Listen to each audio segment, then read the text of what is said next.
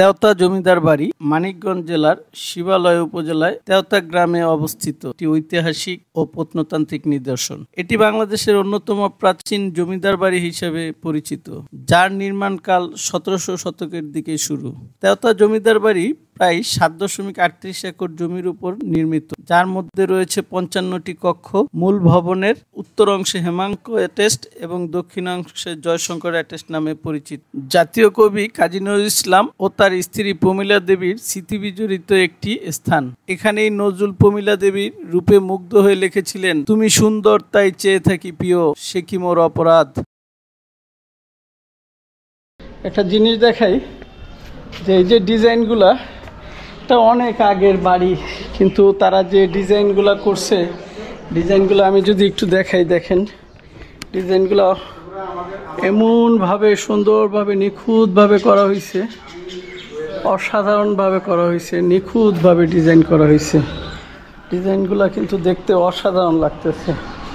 আর বিশেষ করে এই ভবনটা যে এরকম জরাজীর্ণ অবস্থায় রয়েছে, মানুষজন রয়েছে, কিন্তু এটা সবচেয়ে বেশি ভালো লাগার একটা বিষয়, সেটা হচ্ছে যে ভিউটা।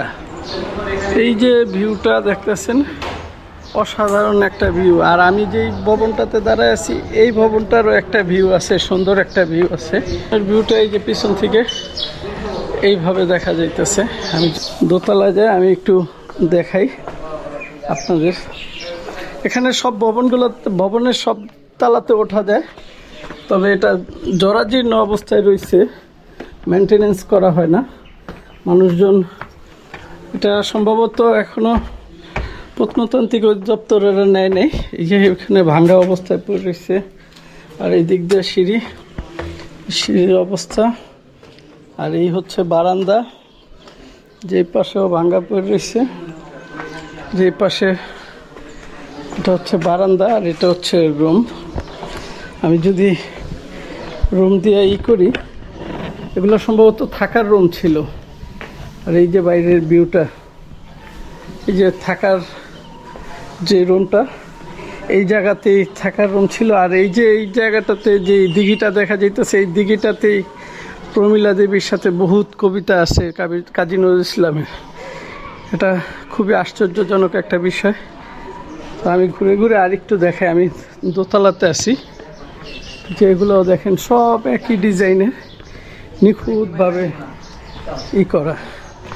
আর এই যে নিচেই তো বারান্দা দিয়ে যদি আপনি হাঁটেন, আপনার কাছে মনে হইব আসলে রাজকীয় কোনো একটা কিছু মনে হইব, কারণ এটার ভিতরে রাজকীয় একটা ভাব রয়েছে। দেখছেন, একদম ভিউটা অনেক সুন্দর, অনেক। তো আর একটু জরাজীর্ণ সব জায়গাতেই মোটামুটি ভাঙ্গা টাঙ্গা আছে, এখনও পুরোপুরিভাবে প্রত্নতান্ত্রিক অধিদপ্তর নেয় নেই। যে এখানেও অনেক ভাঙ্গা আছে, তবে সিঁড়ি রয়েছে, 2-3 জায়গা দিয়ে সিঁড়ি রয়েছে। যে এই পাশ দিয়ে নামার সিঁড়ি রয়েছে। ওই যে পিছনে আরেকটা ভবন দেখা যাইতেছে, আরেকটা ভবন একটু পরে যাই, এই দিক দিয়ে ওই পাশে আরেকটা ভবন দেখা যাইতেছে।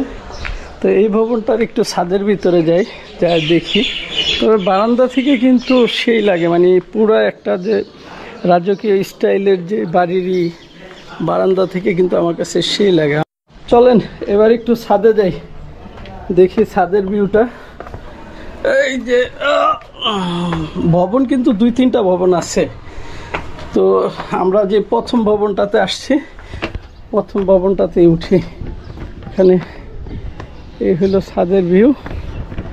ছাদের ভিউটাও কিন্তু অসাধারণ সুন্দর একটা ভিউ। ছাদ থেকে আপনার এই পাশে একটা ভবন দেখা যায়, ওই পাশে আরেকটা ভবন দেখা যায়, 2টা ভবন। ওই পাশে আরেকটা ভবন রয়েছে, আর এর সামনে রয়েছে মঠ। তো তারা যে এই জায়গাতে বসবাস করতো, থাকতো, সব কিছুতেই তারা স্বয়ংসম্পূর্ণভাবে জিনিসপত্রগুলা তৈরি করে রেখেছে তাদের বাড়ির ভিতরে। জমিদার বাড়ি বলতে যা বোঝায়, বাড়ির বাহিরে যাওয়ার প্রয়োজন নাই, সেরকমটাই।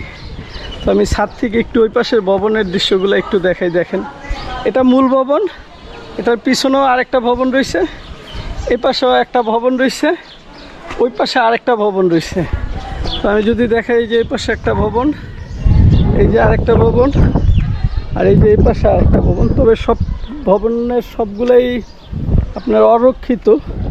তবে আমার মনে হয় এটা একটু এই প্রত্নতন্ত্র দপ্তরের মাধ্যমে আমার মনে হয় এটা একটু মেনটেন্যান্সের আন্ডারে নেওয়া দরকার, কারণ একেবারে ঝুঁকিপূর্ণ অবস্থায় রয়েছে। যে এই পাশে আরেকটা ভবনগুলো মোটামুটি সেম স্টাইলেরই।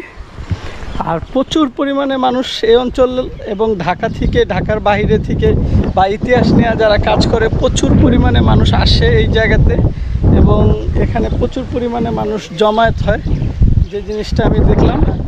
তবে হ্যাঁ, আপনারা আসতে পারেন, আসলে ভালো লাগবে। আর বিশেষ করে সবচেয়ে বেশি যে জিনিসটা ভালো লাগছে সেই জিনিসটা হচ্ছে যে এই ধরনের একটা বাড়ির ভিউ, এটা যদি আপনি দেখেন, সেই এখন বাহিরে ঝড় আসতেছে, আমরা হয়তো আর বেশিক্ষণ সময় দিতে পারবো না। তো আজকে এখান থেকেই বিদায় নিচ্ছি। আল্লাহ হাফেজ। আসসালামু আলাইকুম।